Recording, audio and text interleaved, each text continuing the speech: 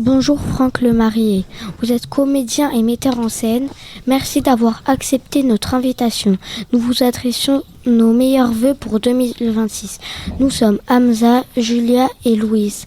Nous sommes élèves à l'école Jean de la Menaye à Saint-Malo. Nous vous proposons de découvrir l'univers artistique de Franck Lemarié. Depuis combien de temps êtes-vous fondateur d'enseignants de théâtre ? Alors, j'y suis depuis 2005. Voilà, depuis la création de la compagnie. C'est quelque chose que j'aime vraiment faire, transmettre. Et puis, je continue à apprendre des choses. Même quand j'enseigne pour les enfants, les ados, les adultes. En fait, comme il y a ce qu'on appelle une action conjointe, c'est-à-dire que vous êtes en train de répéter des textes. Alors, des fois, je tente des nouveaux textes. Et je continue à apprendre mon métier en vous observant, en regardant vos propositions. Et peut-être que même des fois, ça se trouve, je vous pique des idées parce que je me dis, ah tiens, quand un enfant comme ça s'exprime et fait quelque chose d'un peu étonnant, je me dis, oh tiens, dans mon spectacle, ça pourrait peut-être être pas mal. Donc vous voyez, vous pouvez être aussi la source de création du futur spectacle qu'on va amener en professionnel. Il y a des idées comme ça, ou quand on fait je fais beaucoup d'improvisation thématisée avec les enfants.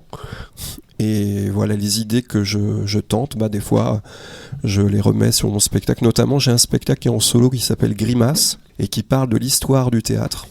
Et je reprends des choses que j'ai pu rencontrer en animant des choses avec vous. En quoi consiste le rôle de formateur ?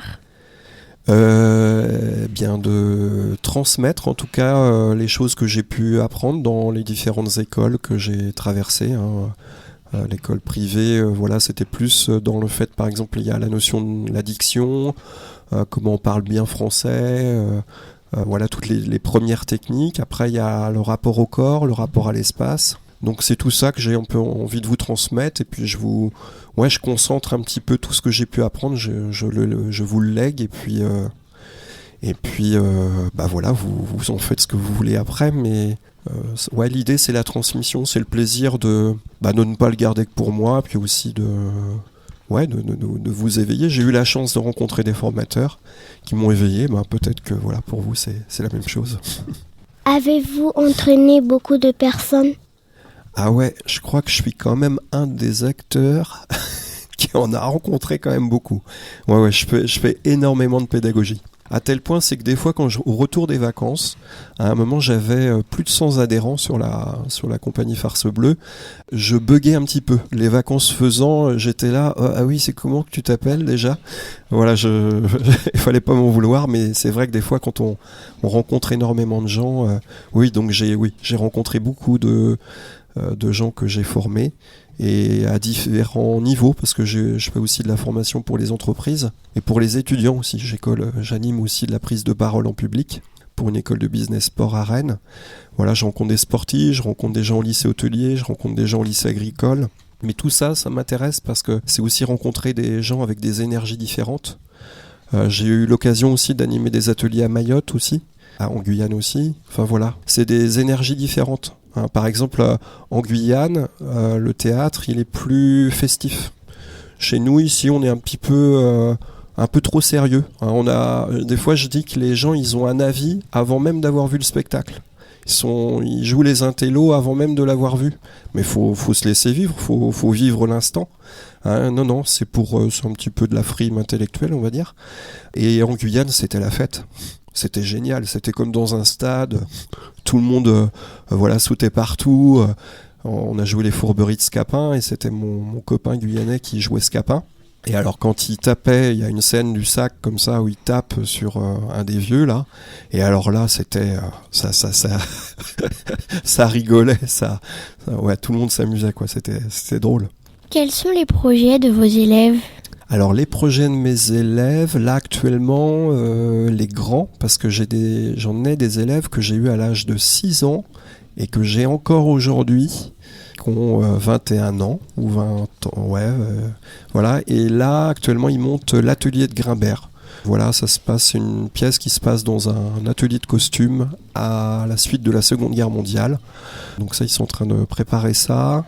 Et autrement, les plus jeunes montent Il y avait Foule au manoir de Jean Tardieu. Voilà, ça c'est un petit peu plus foufou en écriture. Voilà, c'est l'histoire voilà, d'un événement qui se passe dans un manoir, mais on pourrait même croire que c'est comme un manoir hanté. Voilà, et tout le monde a sa petite partition, son petit solo. Tout le monde a son avis sur la disparition d'une personne.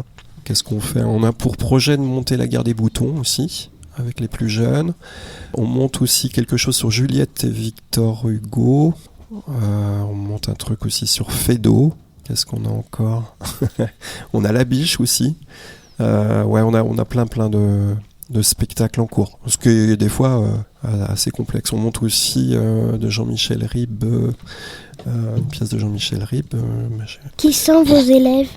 Alors, qui sont mes élèves ? Eh ben, ça va vraiment comme la formule de 7 à 77 ans. Ça peut être, voilà, c'est plutôt à partir de 7 ans. Ouais, les enfants, les ados et les adultes. Et puis, j'ai monté pour la première fois aussi un atelier intergénération. Donc il y a dans mon cours enfants, ados et adultes. Et ça j'adore parce qu'en fait aujourd'hui on est tous dans nos catégories. Hein. Vous faites du tennis, vous faites une activité, vous restez avec les enfants de votre âge. Et là en fait l'intergénération ça permet vraiment de partager les choses autrement.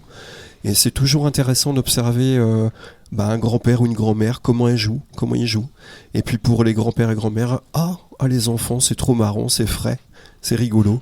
Voilà, vous voyez, c'est aussi pour eux, ils apprennent aussi, ils retrouvent leur âme d'enfant dans le jeu aussi, et voilà, ces croisements-là, ils sont plutôt naturels normalement, mais voilà, la société faisant, on est tous un peu chacun dans nos cloisonnements, et ça permet d'enlever tout ça. D'où viennent vos élèves ? Ils viennent essentiellement de la région, ils peuvent être de La Gouanière, de Châteauneuf, de Saint-Malo, d'Inard, voilà, ils sont essentiellement du coin. Merci Franck Lemarié. Merci à vous.